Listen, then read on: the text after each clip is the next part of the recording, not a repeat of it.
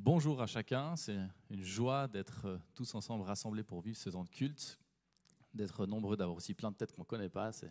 Je me réjouis aussi de ce temps et puis le temps convivial qu'on vivra aussi après le culte. Pour débuter ce moment, j'aimerais vous poser une question. Je ne vais pas vous demander de répondre à haute voix, juste... Est-ce que parmi vous, il y en a déjà qui sont tombés amoureux ? Je pense que bon nombre d'entre nous, c'est déjà arrivé. Essaye de te souvenir de ce moment où tu sais que tu vas revoir ton amoureux, tu vas revoir ton amoureuse. Il n'est pas là, mais tu sais que tu vas le revoir. Il y a cette expression qui dit, qu'on a les papillons dans le ventre. Enfin voilà, je ne sais pas comment décrire les papillons, voilà. Mais il y a quelque chose de particulier qui se vit. Ou quand ça fait longtemps que tu n'as pas revu ton amour, encore plus si tu es loin de lui, qu'il est très loin, peut-être tu lui as écrit des lettres d'amour, elle t'en a écrit, inversement. Alors je sais qu'avec l'ère du numérique, peut-être que les lettres d'amour, ça s'est un peu perdu, je ne sais pas. Peut-être qu'on a perdu quelque chose en perdant ces lettres écrites. Mais lorsque le temps est long, lorsqu'il te manque, lorsqu'elle te manque, tu vas relire ces lettres. C'est là peut-être que le numérique a perdu quelque chose, c'est que là où tu auras peut-être gardé précieusement la lettre de ton chéri ou de ta chérie, ton message WhatsApp, bon, tu sais que tu devrais réussir à le retrouver, mais ça perd son charme parce qu'il n'y a pas le côté où tu as gardé précieusement ce qui t'a été écrit. Mais tu vas relire ce qu'il t'a écrit, ce qu'elle t'a écrit, tu vas regarder peut-être les photos qu'il t'a laissées, les photos qu'il t'a données. Alors là où avant on avait peut-être une ou deux ou trois photos, aujourd'hui tu en as peut-être 200 ou 300. Est-ce que c'est mieux ? Je ne sais pas. Je ne vais pas aller plus loin dans la nostalgie du avant et maintenant.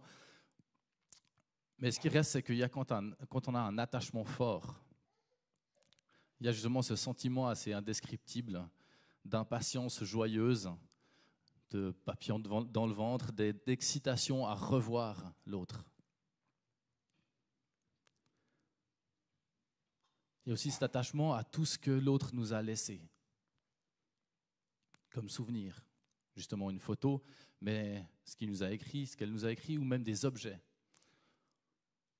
Au début de notre histoire d'amour avec Marina, elle s'arrangeait pour garder en otage un de mes pulls. Et puis particulièrement, si j'étais pas là, j'étais loin d'elle, elle aimait sentir mon pull et le mettre.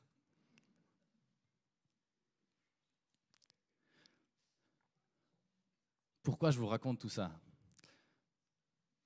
Parce que je pense qu'un bon nombre d'entre nous, on a déjà vécu une expérience avec Dieu, un moment où on a ressenti très fort l'amour de Dieu, la présence de son esprit en nous, un moment où il était si proche. Un moment un peu suspendu, un moment de plénitude. C'est un moment où on est touché par Dieu, puis finalement peut-être qu'on tombe en amour pour lui, puis il y a une connexion qui se fait avec Dieu toute particulière. Et pour ce matin, je vais appeler ce moment-là le coup de foudre de l'esprit.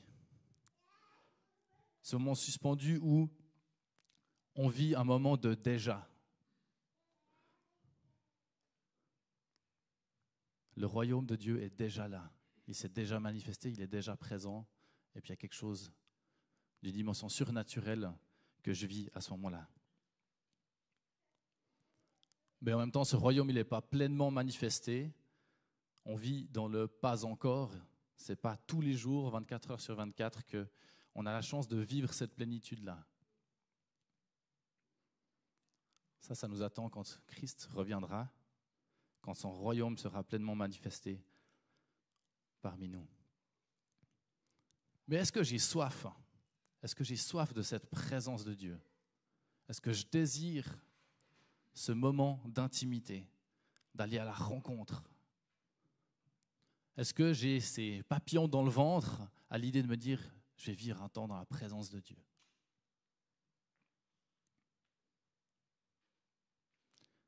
Lorsqu'on est amoureux, très souvent, on est prêt à faire des concessions, on est prêt à aménager du temps, à faire des sacrifices pour voir l'autre. On est prêt à peut-être changer des choses pour lui plaire. Est-ce que j'ai cet ardent désir que l'Esprit de Dieu qui établit sa demeure en moi, dans mon cœur, vienne jour après jour travailler mon cœur? Est-ce que j'aménage ce temps pour lui? Est-ce que je suis prêt à faire quelques sacrifices, quelques concessions pour me laisser toucher, travailler par Dieu? Est-ce que mon cœur bouillonne à l'idée de le voir un jour, d'être pleinement en sa présence, de voir son retour? Comme Paul, il l'exprime dans la lettre aux Philippiens où il dit, il est tiraillé parce qu'il dit, mais j'ai le désir de quitter cette vie pour être avec Christ, car c'est de loin le meilleur. Alors il sait qu'il a encore des choses à accomplir, puis qu'il ne veut pas lui sauter la vie, mais il sait que ce qu'il y a après, tellement grand. Est-ce qu'on a ce désir et ce cœur qui bouillonne de retrouver aussi notre Seigneur de manière pleine et complète? Est-ce que quand je lis la Bible, quand je lis la parole de Dieu, je le lis comme une lettre d'amour que Dieu m'a laissée, que Dieu m'a écrite? Et je peux la relire. Et peut-être quand je sens qu'il est loin, je la relis pour me laisser imprégner de ce qu'il m'a laissé, de ce qu'il m'a écrit.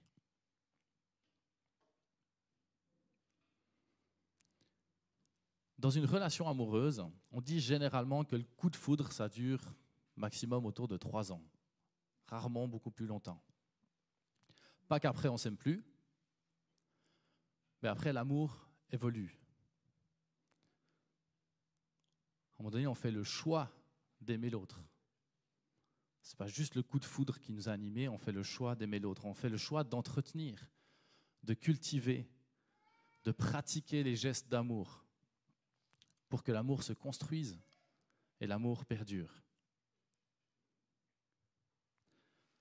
Généralement, il ne faut pas attendre que ce soit la fin du coup de foudre, que ça s'estompe pour commencer à faire ce choix et pratiquer les gestes d'amour, sinon c'est là que ça se complique un petit peu. Le choix de s'aimer dans un couple est souvent manifesté aussi par le mariage, par cette alliance qu'on décide de faire ensemble. On se promet de s'aimer, on se promet de travailler à cet amour pour la durée de notre vie. Mais le mariage, cette alliance, c'est le début. C'est encore que le début, c'est le lancement. Il faudra jour après jour persévérer dans ce choix d'aimer l'autre pour honorer cette alliance. Et dans notre vie avec Dieu, c'est pareil. On peut avoir été touché par son amour, peut-être plus particulièrement à un moment donné de notre vie. On peut avoir accepté cet amour manifesté par Jésus à la croix. Le Saint-Esprit est venu témoigner en mon cœur cet amour grand de Dieu. Mais est-ce que je suis resté à l'étape du coup de foudre du Saint-Esprit ou est-ce que j'ai fait ce choix de l'aimer? Est-ce que mon amour pour Dieu s'est construit? Est-ce qu'il a grandi? Est-ce qu'il a évolué? Ou est-ce qu'il a comme un peu stagné et puis il s'est estompé? Comme un couple qui n'aurait pas pratiqué de gestes d'amour depuis que le coup de foudre est retombé et puis qui ressemble aujourd'hui plus à 2 colocataires qu'à un couple.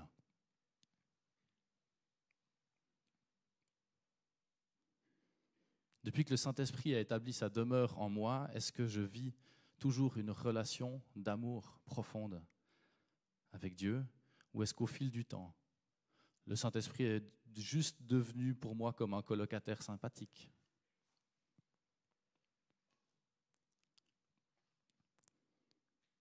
Je crois que nous sommes appelés à faire tous un pas de plus dans notre relation avec Dieu, à faire alliance avec lui. Ce choix d'aimer Dieu de tout notre être, de toute notre force, de toute notre pensée. Et cette promesse, cette alliance, elle est généralement manifestée par le baptême. Et le baptême, comme le mariage, c'est que le début. Il faudra, jour après jour, persévérer dans ce choix d'aimer Dieu pour honorer l'alliance qu'on a choisi de faire avec lui. Et par le baptême, je choisis de faire alliance personnelle avec Dieu, mais par cette alliance, je m'associe au corps de Christ, qu'est l'Église. Je fais désormais partie de ce corps, je ne suis pas seul dans cette alliance, mais l'Église, l'assemblée de croyants, tous les croyants unis ensemble forment cette alliance. Et je prends part à ça. Et c'est pourquoi l'Église, elle est appelée dans la Bible l'épouse de Christ. L'Église est l'épouse de Christ. Ce n'est pas la petite copine. Il y a alliance. Ça veut dire que dans notre manière de manifester notre amour et notre attachement à Dieu, nous sommes appelés à aller plus loin que juste le coup de foudre, mais avoir fait ce choix, cette alliance. Nous sommes engagés à aimer Dieu, à être intentionnels dans notre manière de cultiver notre relation d'amour avec lui. Et comme on n'a pas fait alliance seul, mais que nous sommes tous ensemble réunis, nous sommes l'épouse de Christ. Cela fait partie de cette alliance de vivre ensemble, de vivre fidèlement cette unité et cet amour, avec la diversité qui compose le corps de Christ. Et vivre le corps du Christ, vivre cette unité, cet amour, c'est aussi déjà un témoignage en soi. Comme Jésus l'a dit à ses disciples, où il dit « À ceux-ci, tous reconnaîtront que vous êtes mes disciples, à l'amour que vous aurez les uns pour les autres. »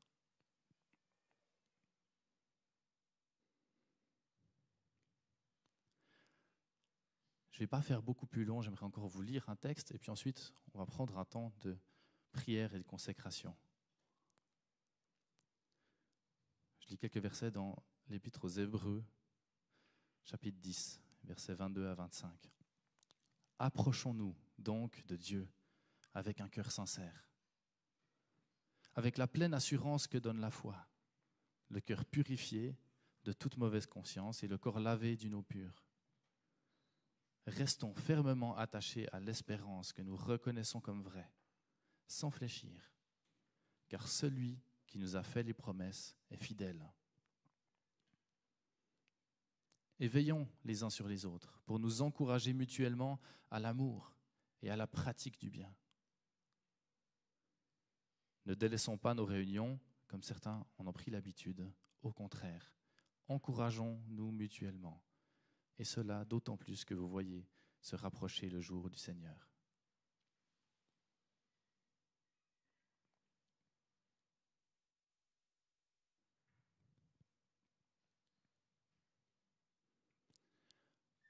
J'aimerais qu'on puisse prendre ensemble, entrer maintenant dans un temps de prière, de consécration. Et si tu n'as jamais ressenti l'amour de Dieu, la présence de son esprit, ou qu'il te semble que ce feu-là, c'est un peu éteint, si c'est ton désir ce matin, ouvre ton cœur, demande à Dieu, par la puissance de son esprit, de te permettre de ressentir en ton cœur l'amour immense que Dieu a pour toi. Si tu n'as encore pas fait ce pas de donner ta vie à Jésus, mais que tu sens cet appel qui brûle en toi, alors prie simplement avec tes mots. Reconnais Jésus comme ton Sauveur, comme ton Seigneur. Remets ta vie entre ses mains. Si tu veux redécouvrir cette passion à lire la Bible comme une lettre d'amour de Dieu, alors n'attends plus et demande-lui de faire brûler en toi ce désir de le redécouvrir cet amour au travers de sa parole.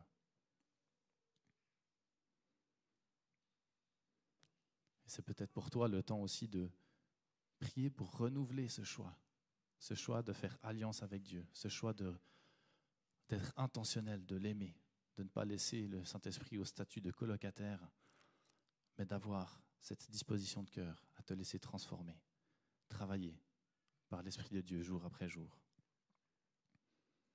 De renouveler cette alliance dans la fidélité d'appartenir au corps de Christ. Cette fidélité manifestée en étant présent, en étant actif, à l'œuvre, dans le corps de Christ, dans l'Église. Je propose maintenant qu'on prenne ce temps de prière, de consécration. Je vais commencer par prier. Ce sera d'abord un temps silencieux, puis ensuite il y aura un peu de musique. Et puis,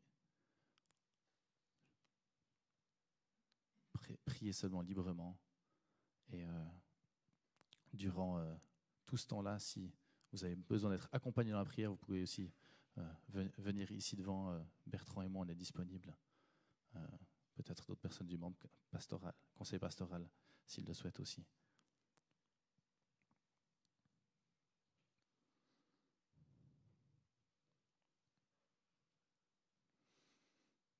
Jésus, merci parce que tu nous as fait cette promesse que tu serais avec nous tous les jours.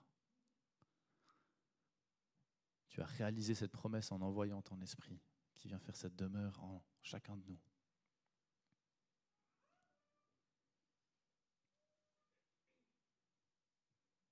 Seigneur, aide-nous à grandir dans notre amour pour toi. Grandir dans la place qu'on laisse à ton esprit pour venir sonder nos cœurs, toucher nos cœurs.